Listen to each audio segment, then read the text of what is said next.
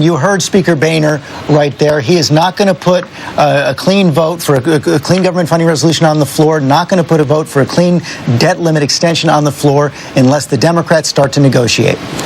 Well, first, the Speaker said there aren't the votes on the floor to reopen the government. Let me issue him a friendly challenge. Put it on the floor Monday or Tuesday. I would bet there are the votes to pass it. We have just about every Democrat. 21 Republicans have publicly said they would. There are many more Republicans who have said that they privately would. So, Speaker Boehner, just vote. Put it on the floor and let's see if you're right. On the debt ceiling, I think there's a bit of posturing going on here.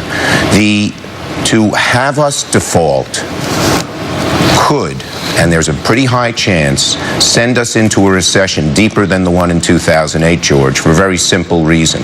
Once the markets have to mark down a major security they hold, in 2008 it was housing securities, now it's U.S. Treasuries held more widely, then banks' balance sheets get all out of whack, people stop lending, interest rates go up, lines of credit freeze, and you risk a depression.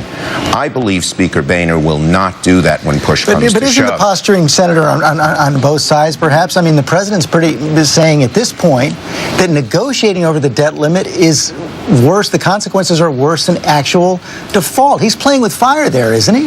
Well, I think they're playing with fire. You don't negotiate over something like the debt ceiling. Other presidents have done it.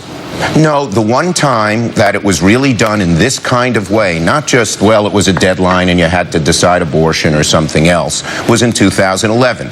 We went right up to the deadline. The stock market lost 2,000 points. $18 billion was lost by the American people. And in that case, the markets didn't believe it was true. Now they are, because of their brinksmanship on federal spending and because of the kind of language Speaker Boehner used. So you could actually have the consequences of default a day or two before it actually occurs.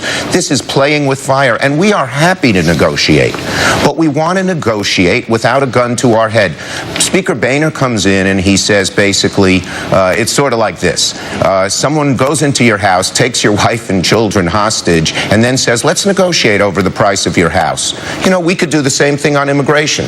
We believe strongly in immigration reform. We could say we're shutting down the government. We're not going to raise the debt ceiling until you pass immigration reform. It would be governmental chaos. I know you believe